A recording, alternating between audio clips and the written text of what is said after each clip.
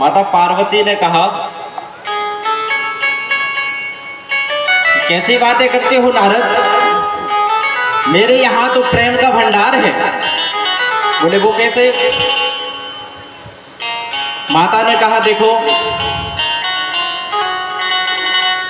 मेरे पुत्र का वाहन चूहा और मेरे बड़े पुत्र का वाहन मोर और मेरे भोले बाबा का गले में सर्प रहता है। अब चूहा और सर्प की बनती है क्या? मोर की और सर्प की बनती है क्या? अच्छा एक और बात, मेरा वाहन शेर, मेरे भोले बाबा का वाहन नंदी, इन दोनों में कभी बनती है क्या? लेकिन देखो हमारे यहाँ कितना प्रेम है, सब एक दूसरे के दुश्मन हैं लेकिन यहाँ प्रेम से रहते हैं। नारद ने कहा, बहुत अच्छी बात है माता, ऐसा ही प्रेम होना चाहिए। और बोले हम दोनों में कितना प्रेम है? हम दोनों में भी बहुत प्रेम है नारद जी। बोले वो कैसा? बोले शास्त्र कहता है गुरु के द्वारा दिया हुआ मंत्र कभी किसी को बताना नहीं चाहिए। हमने जो सत्कर्म किया उसका भी व्याख्यान कभी नहीं करना चाहिए। गोपनीयम गोपनीयम गोपनीयम प्रयत्नता, प्रयत्न करो कि इसको गोप रखा जाए, गुप्त रखा जाए। लेकिन मेरे भोले बाबा तो मुझसे इतना प्रेम करते हैं नारद जी कि गुरु के द्वारा दिया हुआ मंत्र भी मुझे आकर बताया। और समाधि में राम और कृष्ण के जो भी झांकी देखते हैं, जिसका भी दर्शन करते हैं, वो भी मुझे आकर बताते हैं कि आज मैंने राम की यह झांकी का दर्शन किया, आज मैंने कृष्ण की वो झांकी का दर्शन किया। इतना प्रेम करते हैं। तो नारद जी ने कहा, ठीक है माता। नारद जी ने सोचा बड़ी प्रेम की परिभाषा दे रही है माता पार्वती। नारद जी ने कहा, ठीक है माता, एक बात बताओ, सब बातें बताते हैं तो ये बात भी बताई होगी कि भोलेनाथ ये मुंडों की माला लटकाए हुए घूमते हैं, इसमें किसके मुंड लगे हुए? नारद जी ने जैसे ही ये कहा, माता पार्वती ने सोचा, ये राम, ये तो मुझे बताया ही नहीं, इतना काफी था, लगा दिए आग। नारद जी चल दिए। बोले माता मैं चलता हूं। नारद जी चल दिए और रास्ते में भोले बाबा की जब तक समाधि टूट गई और बाबा ने कहा, कैसे आना हुआ नारद जी? बोले बस बाबा दर्शन करने की इच्छा थी इसलिए आ गए, लेकिन आप कुटिया में जल्दी पधारो, माता इंतजार कर रही हैं। भोले बाबा ने सोचा जब आप आए हो तो जरूर इंतजार कर रही होंगी। भोले बाबा ने जैसे ही कुटिया में प्रवेश किया और जैसे ही माता को देखा, मुखमंडल लाल, भौहें तली हुई, शकल पर बाला बज रहे हैं। अब बाबा ने पूछा, क्या हुआ देवी? माता ने कहा, आप मुझसे बात ही मत करो। बोले क्या हुआ? बोले आप बात मत करो, आप अंदर से भी काले और बाहर से भी काले। भोलेनाथ ने कहा, देवी अंदर का काला तो वह होता है जिसके मन में कपट भरा हो। मैंने तो आपसे कुछ भी नहीं छुपाया, आज तक मैंने आपसे कुछ भी बात नहीं छिपाई।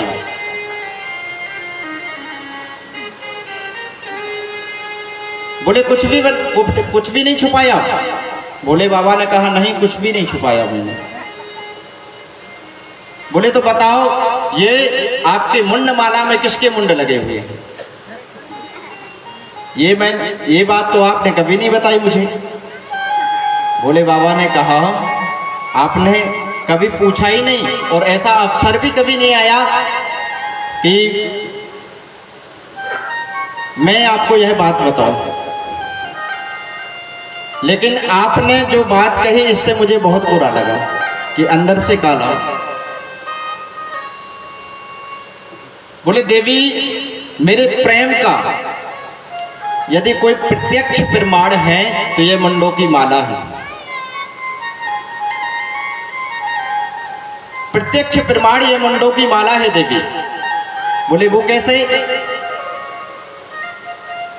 बोली आप का जन्म कई बार हो चुका है और मैं आपसे इतना प्रेम करता हूं देवी कि आपके मुंडों की माला मैं अपने गले में धारण कर लेता हूं। पार्वती ने कहा तब तो और आप कपटी निकले। बताओ, हम इतनी बार मर चुके, आप एक भी बार नहीं मरे। ऐसी कौन सी संजीवनी बूटी आपने पीकर रखी है महाराज कि मेरी इतनी बार मृत्यु हो चुकी और आप जैसे के तैसे? मेरे बाबा के नेत्र सजल हो गए और कहा देवी, मैंने अमर कथा का पान किया हुआ है, इसलिए मेरी मृत्यु नहीं होती। बोलो राधे राधे जोर से। पार्वती ने हाथ जोड़कर कहा बाबा, मुझे भी इस कथा का पान कराओ। भोले बाबा ने कहा कि देखो, यह कथा ऐसी है, यदि इसमें मन चंचल हो तो फिर मन चंचल हो तो यह सार्थक नहीं होती कथा, क्योंकि कथा को श्रवण करने में 3 बातों का होना बहुत जरूरी होता है। पहली बात, भागवत की कथा सन्मुख होकर बैठकर सुननी चाहिए, एकदम व्यास जी के सामने मंच के पीछे बैठकर भागवत सुनना निषेध बताया गया। दूसरी बात, कथा के बीच में उठना नहीं चाहिए, व्यर्थ की बात नहीं करना चाहिए। अगर बोलना हो तो कीर्तन बोलो, राधे राधे बोलो। तीसरी बात, कथा में सोना नहीं चाहिए,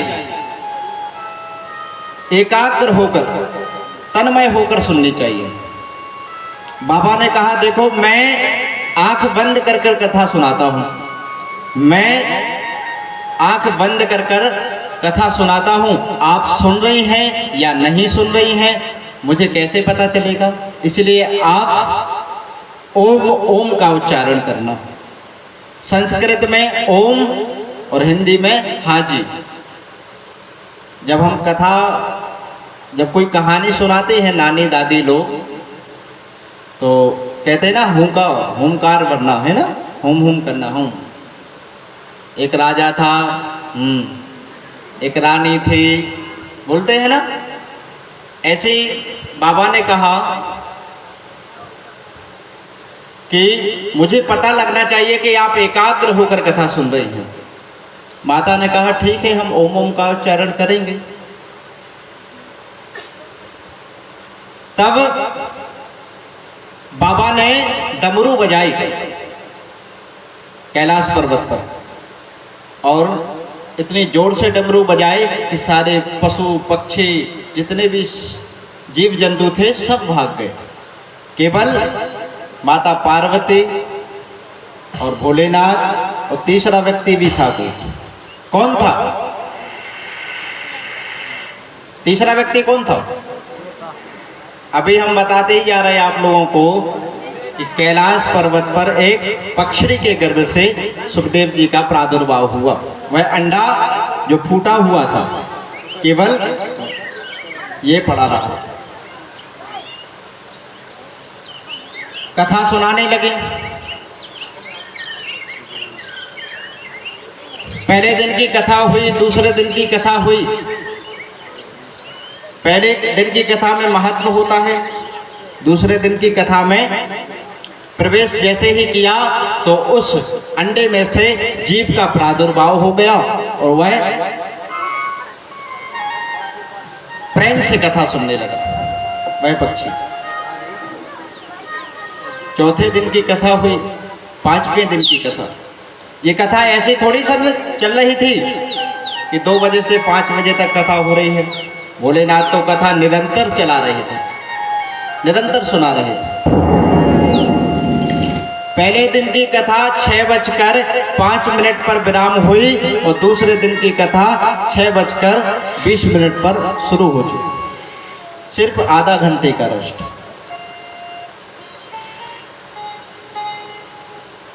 माता पार्वती को थकान हुई और उनकी आंख लग गई।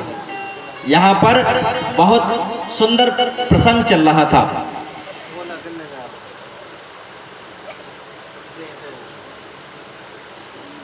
भगवान शंकर ने कहा, देवी पार्वती, जब श्री उद्धव जी को पता लगा कि मेरे प्रभु अपनी लीला को समाप्त कर कर जाना चाहते हैं, तो उद्धव आकर कृष्ण को प्रणाम किया।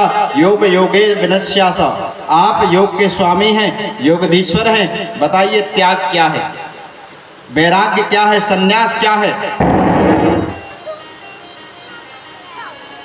ज्ञानमय यह कथा सुना ही रहे थे और माता पार्वती सो गई। कथा समाप्त हुई और जैसे ही जयकारा लगाया, बोलो बाल कृष्ण लाल के,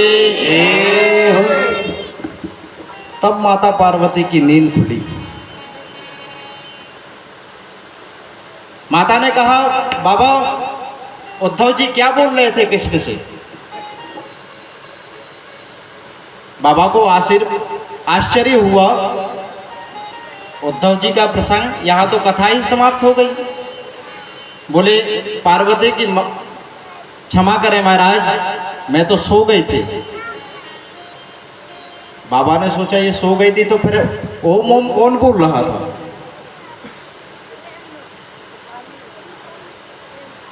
चारों तरफ निगाहें घुमाई, तब देखा कि यह तोते का बच्चा सुख ओम ओम का उच्चारण कर रहा था। क्योंकि तोता जो होता है ना,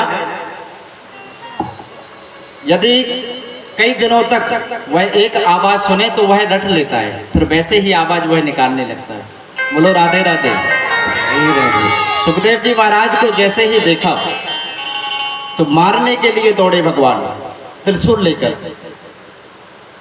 कैलाश पर्वत के नीचे आए, बद्री धाम में, बद्रीनाथ धाम में आए। वहां पर निवास करते हैं महर्षि वेदव्यास। उनकी पत्नी का नाम है बिटका देवी और सम्यप्रास नामक आश्रम में वह रहते हैं। व्यास जी की पत्नी ने कहा कि चौथापन आ चुका, बुढ़ापा आ गया, लेकिन पुत्र की प्राप्ति अभी तक नहीं हुई। अब यहां से भोले बाबा सुखदेव जी का पीछा करते हुए बद्रीनाथ धाम में आए और महर्षि वेदव्यास की पत्नी को अचानक जिभाई आई। जैसे ही जिमाई लेने के लिए उनने मुंह खोला, वह नन्हा सा सुख का पक्षी उनके मुख से होकर गर्भ में चला गया। बोलो सुखदेव जी महाराज की जय हो। अब शंकर बाबा आए, बोले महर्षि वेदव्यास से कि महाराज आपने एक सुख का पक्षी देखा क्या? व्यास जी ने कहा नहीं, मैंने तो नहीं देखा। बोले कैसे नहीं देखा? आपकी पत्नी के गर्भ में अभी अभी वो गया है। बोले बताओ बाबा, आप उसका पीछा क्यों कर रहे थे? आपका उसने क्या चुरा लिया महाराज? आपका चुराएगा भी क्या कोई है? बिच्छू के तो आप कुंडल पहनते हैं, हार पहनते हैं नाग का, आपका क्या कोई चुरा सकता? आपके पास है ही क्या चुराने वाली चीज? और जो चुराएगा वो तो राधे राधे हो जाएगी उसकी तो है।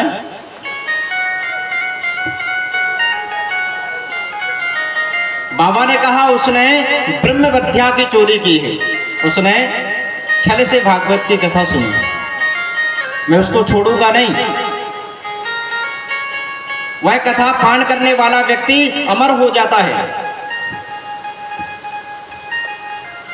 तब महर्षि वेदव्यास ने कहा, एक बात बताओ बाबा, अभी आप कह रहे हैं कि भागवत कथा पान करने वाला व्यक्ति अमर हो जाता है, और उसने कथा सुन ली, वो तो वैसे ही अमर हो गया। आप उसे मारोगे तो क्या वो मरेगा?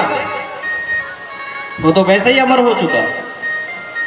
अरे बाबा ने कहा, अरे ये तो हमने सोचा ही नहीं।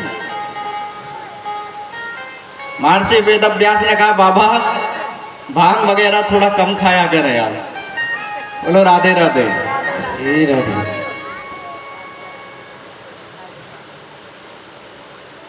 भोले बाबा कैलाश पर वापस लौट गए और यहाँ पर 12 वर्ष हो गए।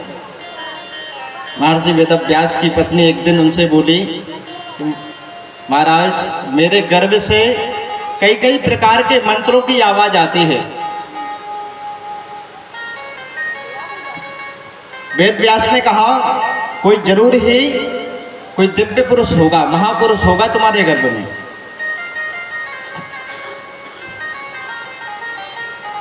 तब उनकी पत्नी ने कहा कि दिव्य पुरुष होगा तो ठीक है, 12 वर्ष हो गए, ये बाहर कब आएगा? तब वेदव्यास ने कहा कि बेटा बाहर आ जाओ। अंदर से आवाज आई कि नहीं पिताजी, मैं बाहर नहीं आऊंगा। यदि मैं बाहर आ गया तो विष्णु की माया मुझे पकड़ लेगी। मैं यहीं पर ही सही हूं, क्योंकि सुखदेव जी महाराज ने मात्र गर्भ में ही अपना एक मंदिर बना लिया। अब सोचो, ऐसे परम संत हैं सुखदेव जी महाराज, कहते हैं सबसे बड़ा नरक होता है माता का गर्भ, और मेरे सुखदेव जी ने वहीं पर मंदिर बना लिया। क्यों माना गया? क्योंकि 9 महीने जीव माता के गर्भ में उल्टा लटका होता है।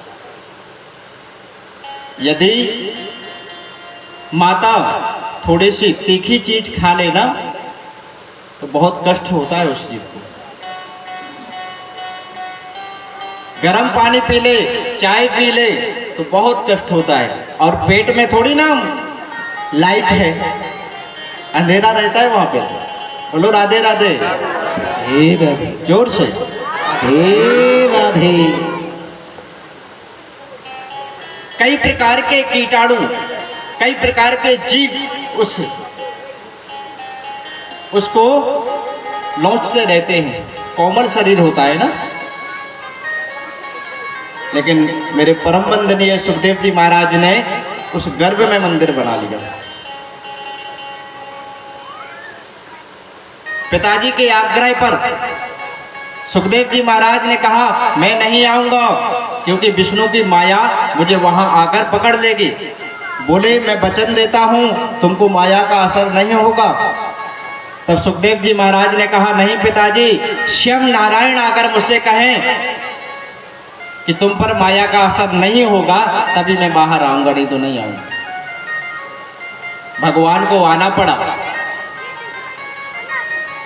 भगवान को आना पड़ा और वचन देना पड़ा। तब सुखदेव जी महाराज का जन्म हुआ। बोलो सुखदेव जी महाराज की जय हो। और जन्म लेते ही जन्म लिया और सीधे वन को चल दिए। पुत्र पुत्र कहते हुए महर्षि वेदव्यास जिनके पीछे जा रहे हैं। वेदव्यास